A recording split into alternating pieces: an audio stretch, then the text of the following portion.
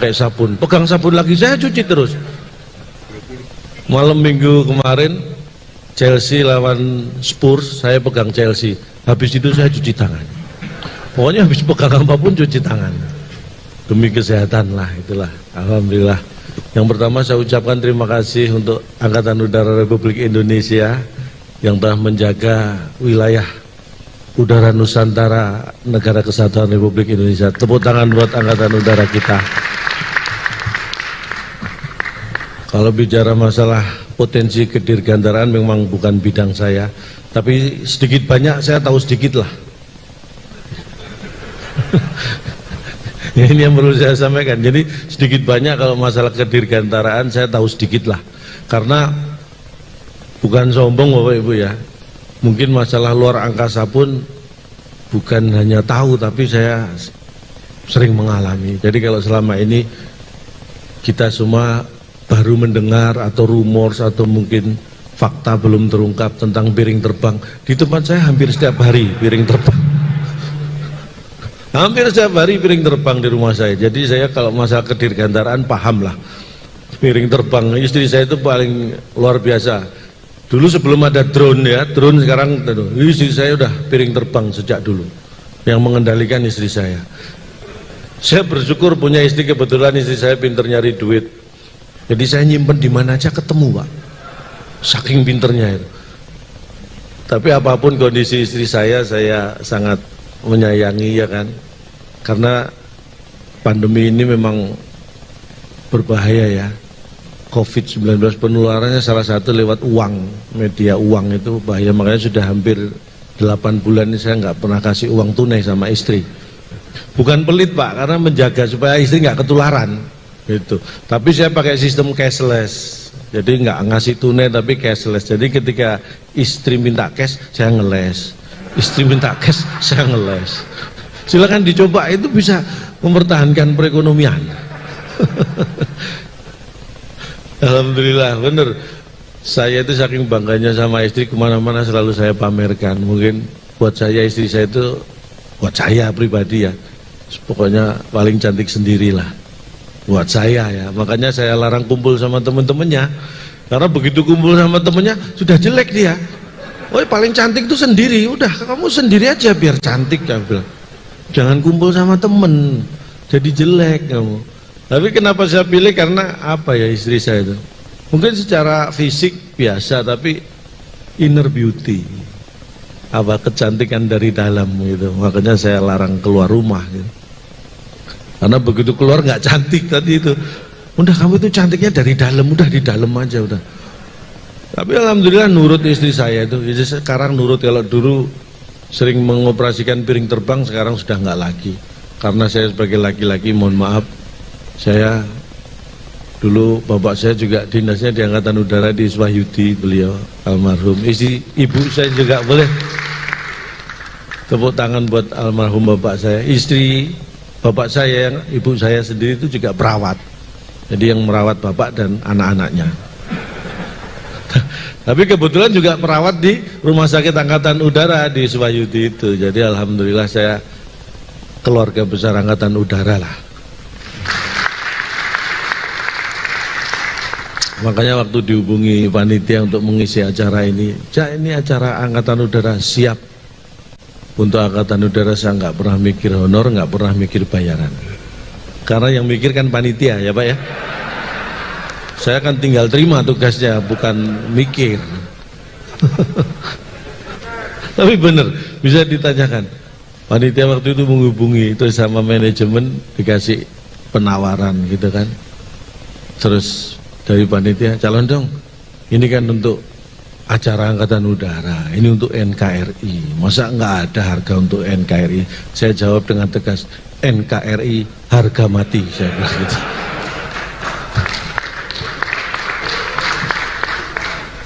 Akhirnya malah nggak ditawar. Tapi senang alhamdulillah ini ya, kedekatan saya sekali lagi, buat saya uang itu nggak penting, yang penting ada. Uang kalau nggak ada ya nggak penting ya, yang penting ada, berapapun itu penting kalau ada ya. Itulah, saya sekali lagi mengucapkan terima kasih. Saya nggak akan memberi materi berat-berat, tapi kalau ada pertanyaan silakan. Mungkin saya langsung buka sesi tanya jawab gitu ya. 3 penanya saya beri kesempatan, yang lain siap-siap menjawab, bagaimana? Supaya lebih seru gitu. Jadi saya memang sebenarnya mohon maaf, harusnya hari ini saya nggak ada pekerjaan, tapi karena ada undangan dari Angkatan Udara ini saya bela-belain. Harusnya saya nganggur Pak ini Pak, tapi saya bela-belain demi acara potensi kedirgantaraan. Saya tadi dapat pesan dari istri saya, Pak, titip salam buat Angkatan Udara, ucapkan terima kasih. Saya benar gini, saya diberi tugas menghibur sama panitia, tapi terus terang saya sebenarnya juga justru sudah terhibur sebelum menghibur. Ini karena begini, pandemi itu dampaknya terhadap profesi seperti saya itu luar biasa. Dulu sebelum pandemi penerbangan gampang Pak, banyak gampang. Jadi kadang-kadang pagi saya acara di Jakarta, nanti malam sudah di Makassar, besoknya pagi sudah di acara di Medan. Saking banyaknya, gampang penerbangan. Setelah pandemi penerbangan terbatas. Kalau dulu job saya jauh-jauh sebelum pandemi, setelah pandemi ini lebih jauh-jauh lagi. Ini ada acara 3 Desember, ini ada lagi April 2021. Apa nggak jauh itu? Padahal terakhir itu Maret 2020 kemarin. Wah jauh-jauh, kalau dulu jauhnya jarak, sekarang jauhnya waktu. Tapi kalau dulu kalau naik, nah ini bicara masalah pesawat nih, dirgantaraan nggak lepas dari pesawat. Saya itu kadang-kadang sampai berpikir gini ya, kalau saya naik pesawat itu senengnya duduk di pinggir yang di jendela itu Pak. Karena biasanya kalau saya naik pesawat pengen istirahat tidur biar nggak lalu lalang, saya milih yang di pinggir yang di jendela. Tapi sampai sekarang saya mikir gini, kenapa kalau saya naik pesawat biasanya kalau siang pengen tidur kan jendela saya tutup, tapi kalau mau landing atau take off mesti sama pramugari suruh buka jendela. Saya aneh, padahal kalau saya tutup kan pandangan pilot nggak terganggu ya. Jendela saya tutup, tapi kenapa disuruh buka gitu? Bahkan ketika saya tertidur pun dibangunkan untuk jendela dibuka. Padahal kalau giliran bagi makanan saya ketiduran dilewati loh.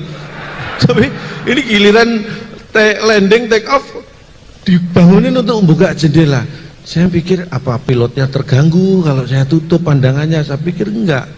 Akhirnya saya cari informasi, saya buka-buka, ternyata ya, ini hasil kesimpulan saya benar atau salah saya tidak tahu, tapi saat take off dan landing itu memang saat yang paling krusial bagi sebuah pesawat komersial, dengan apalagi penumpang banyak dengan bahan bakar sebegitu banyak gitu kan. Jadi itu momen-momen yang sangat krusial, take off landing. Jadi saya melihat, oh ini berarti niat baik dari maskapai penerbangan. Karena itu saat-saat yang krusial, take off landing, makanya jendela suruh buka supaya pemandangan di luar terlihat. Siapa tahu itu pemandangan terakhir yang bisa kita lihat gitu. Jadi diberi kesempatan kita. Iya kan? Jadi akhirnya saya paham, wah itu niatnya mulia lah, itulah saya. Terus kadang-kadang saya juga bingung gini, kalau di pesawat komersial itu ada pelampung ya, saya baca duduk, saya baca di depan tempat duduk ada tulisan memindahkan atau membawa pelampung itu hukumannya 100 juta atau 200 juta atau berapa ya, kurungan 1 tahun. Saya mikir wah ini nggak bisa main-main ini sama pelampung. Saya awalnya nggak tahu pelampung itu adanya di mana, malah dikasih tahu sama pramugari sebelum terbang, pelampung ada di bawah tempat duduk Anda. Lah kita memindahkan aja nggak boleh, membawa nggak boleh, ini tapi dikasih tahu tempatnya. Ini kan mancing-mancing Pak. Awalnya saya malah nggak tahu pelampung di mana, malah dikasih tahu di bawah tempat duduk. Ini untung iman saya kuat loh ya. Coba enggak, saya terpancing, saya pegang-pegang lah pindahin, nah kena denda nih saya kan. Sudah gitu saya masih bertahan, diajari cara make, mindahin aja nggak boleh, diajari cara make, cara mengenakan pelampung di mana. Wah ini benar-benar iman harus kuat kalau naik pesawat itu, karena kita digoda terus ini. Makanya pentingnya ini, saya makanya ikut asuransi, karena saya mikir gini, kaitannya aturan tadi, denda 200 juta, kurungan setahun. Kalau orang yang punya asuransi, nah itu seenggak-enggaknya tenang lah gitu kan. Kalau nggak punya asuransi, bayangkan terjadi sesuatu dengan pesawat, bingung nih, saya pakai pelampung apa enggak ini? Yang nggak punya asuransi, bayangkan nanti kalau saya pakai berarti saya mindahin pelampung, dendanya 200 juta. Padahal kalau sampai terjadi apa-apa, meninggal, santunan maksimal 100 juta. Saya sudah mati punya utang 100 juta, ya kan? Apa nggak deg-degan tuh yang nggak punya asuransi itu? Makanya asuransi itu penting. Kalau perlu asuransi, hubungi istri saya, Bapak Ibu. Bukan promo. Itulah makanya saya dekat banget dengan masalah kedirgantaraan itu, karena saya memang paham betul. Ini waktu saya sampai jam berapa? Sampai sore. Ya saya feeling disiksa kok memang tadi itu. Saya tadi diberi waktu 10 menit Pak Cak gitu ya. Karena saya bagiannya memang ini bukan apa namanya, bukan pemateri, tapi ada hal yang ingin saya sampaikan juga berkaitan dengan dirgantara kita, karena Indonesia itu luasnya sangat luar biasa. Jadi memang peran dari Angkatan Udara juga sangat istimewa untuk menjaga NKRI kita. Karena begini, pertengahan tahun 2019 yang lalu saya dikirim mewakili Indonesia untuk diskusi negara-negara ASEAN di Kuala Lumpur. Saya nggak tahu siapa yang ngirim, tiba-tiba saya di sana Pak.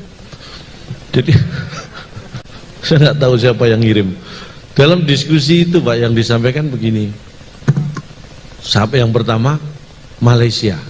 Ada delegasi wakil Malaysia mengatakan bahwa kualitas SDM orang Indonesia turun menurut orang Malaysia.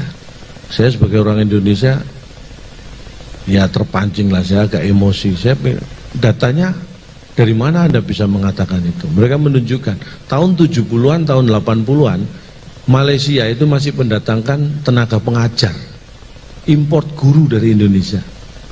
Tapi tahun 90-an, tahun 2000-an sampai sekarang lebih banyak yang datang adalah asisten rumah tangga. Kesimpulan mereka, kualitas sumber daya manusia orang Indonesia menurun. Saya agak emosi, data memang tidak bisa dibantah, faktanya memang seperti itu. Tahun 70-an kita kirim tenaga pengajar, belakang-belakang ini lebih banyak asisten rumah tangga, itu datanya memang betul. Tapi kesimpulannya yang menurut saya salah. Saya katakan, kesimpulan Anda yang salah. Bukan kualitas SDM orang Indonesia yang turun, tapi selera orang Malaysia yang turun. Loh iya kan? Betul kan? Dulu sukanya guru, sekarang sukanya pembantu. Itu kan selera mereka yang turun. Lah selera mereka yang turun kok yang disalahkan SDM orang Indonesia. Mikir, saya bilang. Ya kan? Saya itu selalu bangga menjadi warga negara Indonesia. Saya nggak tahu apakah Indonesia bangga punya warga seperti saya. Baru selesai menjawab delegasi Malaysia, saya baru duduk Vietnam, delegasi Vietnam mempertanyakan, oke, masalah kualitas SDM mungkin Anda luar biasa, tapi mempertanyakan prestasi sepak bola, ini mohon maaf, Vietnam itu negara yang merdekanya lebih dulu Indonesia daripada Vietnam, tapi sepak bola sudah mulai meremehkan prestasi Indonesia, membandingkan bagaimana prestasi sepak bola Indonesia. Saya emosi lagi Pak, sebagai orang Indonesia saya katakan, jangankan negara ASEAN, jangankan negara Asia, semua negara di seluruh dunia tidak boleh ada satupun yang sombong soal prestasi sepak bola dengan Indonesia. Saya katakan, sebutkan negara yang paling hebat. Brasil, 5 kali Brasil juara dunia, Jerman 4 kali kalau nggak salah ya itu, Spanyol sekali, Inggris sekali, tapi Brasil pernah kalah dari Jerman. Jerman sering kalah juga dari Spanyol. Spanyol pernah kalah dari Inggris. Inggris juga sering kalah dari Brasil. 4 negara pernah juara dunia, pernah saling mengalahkan. Tetapi 4 negara tadi belum satu pun yang bisa mengalahkan timnas Indonesia. Berarti yang tidak terkalahkan timnas Indonesia. Iya kan? Makanya kita pertahankan Pak, jangan pernah mau bertanding dengan mereka, supaya kita tetap tidak terkalahkan. Itu adalah optimis dengan cara minimalis Pak, itu Pak. Saya jawab seperti itu, diem. Delegasi Vietnam diem, karena dia nggak tahu saya ngomong apa. Saya bahasa Indonesia ngomongnya, dia diem, nggak bisa bantah. Bukan saya nggak bisa bahasa Inggris Pak ya, mohon maaf. Sebenarnya saya kalau ini perform dalam bahasa Inggris buat saya nggak masalah, tapi saya khawatir nanti bapak-bapak yang masalah mendengarkan saya bahasa Inggris gitu. Saya bukan nggak bisa Pak, saya itu kalau sudah ngomong bahasa Inggris itu susah berhenti. Makanya daripada susah berhenti mending tidak saya mulai gitu kan. Bukan karena saya nggak apa ya, saya itu jiwa belajar saya itu nggak mengenal menyerah. Saya karena keturunan, kata bapak saya dulu, kakek saya, ini cerita dari bapak, kakekmu itu dulu 90 tahun masih tetap semangat belajar. Ya, penasaran belajar apa Pak? Belajar jalan waktu itu kakek. Habis kena stroke kakek waktu itu. Artinya belajar itu nggak mengenal usia, itu yang penting, tetap. Dan itu mengalir pada jiwa saya itu semangat belajar. Makanya waktu saya udah mau dapat kerjaan job perform dalam bahasa Inggris, saya belajar bahasa Inggris Pak.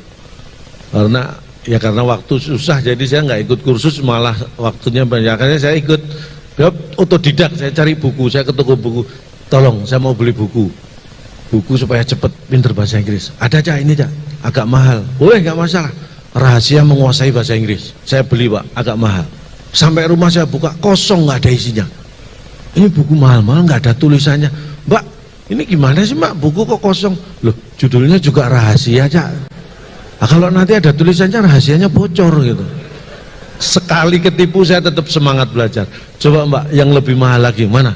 Tapi yang ada tulisannya, saya bilang jangan ketipu lagi. Akhirnya ada, ini ada Cak, bahasa Inggris kilat. Wah, saya intip dulu Pak, takut ketipu kan, saya intip. Ada tulisannya, tenang, aman, saya bayar, lebih mahal. Sampai rumah saya belajar. Halaman pertama sampai terakhir isinya cuma flash. Ternyata bahasa Inggrisnya kilat itu flash. Jadi saya cuma tahu bahasa Inggrisnya kilat, kata yang lain nggak tahu saya. 2 kali tertipu tidak membuat saya menyerah belajar. Saya balik lagi. Mbak, ini yang terakhir Mbak ya, tolong yang paling mahal mana?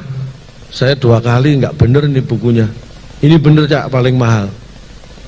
30 menit lancar berbahasa Inggris. Nah bapak-bapak, kalau pengen lancar dan pintar berbahasa Inggris, buku yang terakhir ini yang terbukti dan memang saya buktikan benar. Saya bayar mahal, sampai rumah 30 menit lancar berbahasa Inggris, dan terbukti saya dalam 30 menit lancar bahasa Inggris. Menit ke 31 nggak bisa lagi. Ini lancarnya cuma 30 menit, selebihnya udah nggak lancar. Tahu gitu kan saya irit-irit Pak ya. Makanya belajar ini, seminar nasionalnya salah satunya dalam koridor bahwa kita mengupgrade diri, terus belajar. Mudah-mudahan acara ini bisa lancar sampai akhir. Sekali lagi mohon maaf karena waktu yang membatasi. Bukan materi saya habis, materi saya masih banyak. Kalau nggak percaya silahkan diundang lagi. Tapi waktu yang membatasi, sekali lagi kalau ada kata-kata yang salah mohon dianggap benar. Karena tak ada gading yang tak retak. Jadi saya mohon maaf atas keretakan keluarga Gading dengan Gisel. Ini di seminar nasional malah saya gosip. Tak ada gading yang tak retak. Jadi atas nama keluarga besar Gajah saya mohon maaf, tidak bisa menghasilkan gading yang tidak retak. Kalau ada sumur di ladang boleh kita menumpang mandi.